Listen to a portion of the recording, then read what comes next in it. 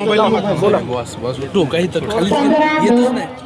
तुम्ही वर घ्या. भारतीय जनता पार्टीचे अधिकृत उमेदवार विजय बुमय्या चिप्पा यांच्या अर्जावरती आपण जे हँडरायटिंगमध्ये थोडासा जचा थोडा वरती रफार आलेला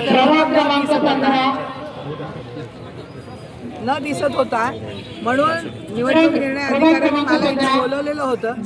आमचे वकील नावकर साहेबांनी तो मुद्दा आधी क्लिअर केलेला होता, परंतु त्यांना शंका आली म्हणून आम्ही ॲफिडेव्हिट दिलं की हा अर्ज विजय चिप्पा यांचाच आहे.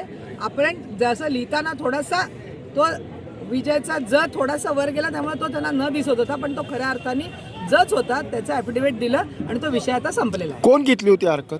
विरोधक असतात, शिवसेना आहे यांनी हरकत घेतलेली होती. त्यांचं ते काम आहे ते घेतात, परंतु आमचा भारतीय जनता पार्टीचा अधिकृत उमेदवार विजय चिप्पा हाच आहे. आता ते कार्यकर्ते अर्थात ते विरोधकच असणार ना. मला उलट मी खरं म्हणजे वेळेत तिथे पोहोचलेली होती, परंतु त्या दारातच मला अडवण्यात आलं आणि त्यामुळे अडवण्यात आल्यामुळं मला इथे यायला थोडासा उशीर झाला, परंतु तो काही मुद्दा नाही आहे. शहरामध्ये एक वातावरण वेगळ्या पद्धतीनं मेसेज गेलाय कार्यकर्ते लागला नाही, परंतु मला अडवण्यामुळे थोडासा यायला त्रास झाला. शहरातल्या कार्यकर्त्यांना काय संदेश द्यायला वेगळ्या पद्धतीचा मेसेज गेलाय? तसं काही झालेलं नाही. याच्याऱ्यातल्या कार्यकर्त्यांनी आपला संयम राखावा.